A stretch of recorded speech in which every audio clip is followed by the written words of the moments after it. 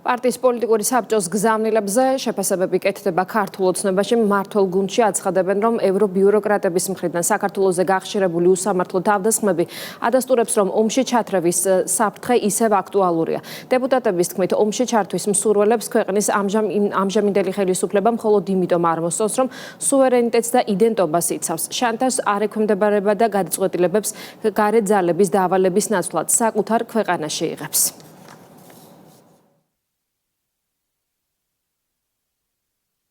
საფრთხე, რასაც შეეხება ქვეყანაში დესტაბილიზაცია, ჩვენი ქვეყნის ომში ჩართვა, ჯერ კიდევ არ არის არსად წასული, პირიქით ეს რისკი არის უფრო გაღრმავებული და ჩვენ ყველაფერი უნდა გავაკეთოთ იმისთვის, რომ ჩვენი სამშობლოს მშვიდობიანი განვითარება გახდეს შეუქცევადი, არავის არ მიეცეს იმის შესაძლებლობა, რომ საქართველო ჩაითრიოს ომში მაშინ, განსაკუთრებით, როდესაც საქართველომ არაერთხელ იბრძოლა საკუთარი დამოუკიდებლობისთვის და სუვერენიტეტისთვის. ამას ემსახურებოდა პოლიტიკური საბჭოს გუშინდელი განცხადება. ყველაზე დიდი რისკი, რაც რეალურად ჯერ კიდევ არის შენარჩუნებული, არის საქართველოში დესტაბილიზაცია, ქვეყნის ხელისუფლების ძალადობრივი გზით შეცვლა და შემდეგ საქართველოს ომში ჩათრევა, რაც მე დარწმუნებული ვარ, რომ არ გამოუვათ ამ ძალებს.